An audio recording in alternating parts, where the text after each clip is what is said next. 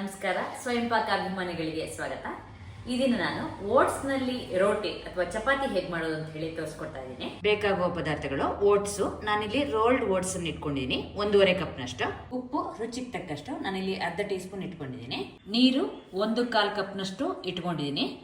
ನಾವು ಆಮೇಲೆ ನೋಡ್ಬಿಟ್ಟು ಹಾಕೊಳ್ಳೋಣ. ಹತ್ರ 1 ಕಪ್ ಮೇಲೆ 2 ಟೇಬಲ್ ಸ್ಪೂನ್ ಬೇಕಾಗತ್ತೆ. ಇದನ್ನ ಮಿಕ್ಸರ್ ಜಾರ್ನಲ್ಲಿ ಹಾಕ್ಬಿಟ್ಟು ಸಣ್ಣಕ್ಕೆ ಪುಡಿ ಮಾಡ್ಕೊಳ್ಳೋಣ.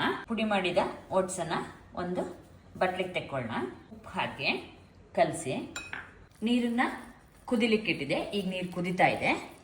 ಈ ಕುದಿಯೋ ನೀರನ್ನ ಈ ಓಟ್ಸ್ನ ಹಿಟ್ಟಿಗೆ ಹಾಕಿ ಕಲ್ಸ್ಕೊಳ್ಳೋಣ. ಎಷ್ಟು ಬೇಕೋ ಅಷ್ಟೇ ನೋಡ್ಕೊಂಡು ಹಾಕೊಳ್ಳೋಣ, ಒಟ್ಟಿಗೆ ಹಾಕೋಬೇಡಿ.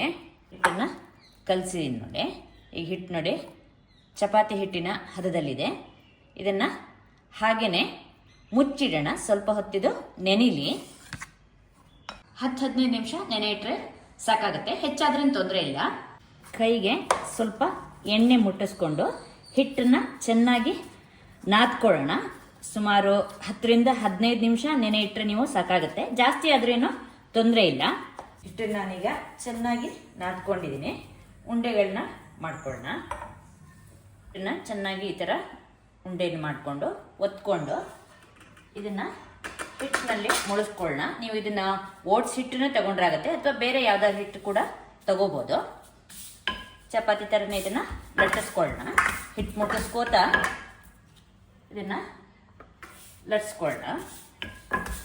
ಕಾವಲಿಗೆ ಸ್ವಲ್ಪ ಎಣ್ಣೆ ಸವರ್ಬಿಟ್ಟು ಬಿಸಿಗಿಟ್ಟಿದೆ. ಕಾವಲಿ ಚೆನ್ನಾಗಿ ಕಾದಿದೆ. ಈಗ ಈ ಚಪಾತಿನ ಹಾಕಿ ಬೇಯಿಸ್ಕೊಳ್ಳೋಣ. ಅಲ್ಲಿ ಚಪಾತಿ ಆಗ್ಬೇಕಾರೆ ಇಲ್ಲಿ ಇನ್ನೊಂದು ಚಪಾತಿನ ಮಾಡ್ಕೊಳ್ಳೋಣ. ನಾನಿಲ್ಲಿ ಲಟ್ಟಿಸ್ಕೊಳ್ಳಿಕ್ಕೆ ಜೋಳದ ಹಿಟ್ಟನ್ನ ತಗೊಂಡಿದ್ದೀನಿ. ನೀವು ಯಾವುದಾದ್ರೂ ತಗೋಬೋದು. ಈಗಿನ್ನ ತಿರುಗಿ ಹಾಕ್ಬಿಟ್ಟು 2 ಕಡೆನೂ ಚೆನ್ನಾಗಿ ಹೊಂಬಣ್ಣ ಬರೋ ಹಾಗೆ ಬೇಯಿಸ್ಕೊಳ್ಳೋಣ. ಈಗ 2 ಕಡೆ ನಾನು ಹೊಂಬಣ್ಣ ಬರುವಂತೆ ಬೇಯಿಸ್ಕೊಂಡಿದ್ದೀನಿ. ಈಗ ಇನ್ನೊಂದು ಚಪಾತಿ ಹಾಕ್ತಾ ಇದ್ದೀನಿ. ಇದೇ ಥರ ನೀವು ಎಲ್ಲ ಚಪಾತಿಗಳನ್ನ ಮಾಡ್ಕೊಳ್ಳಿ.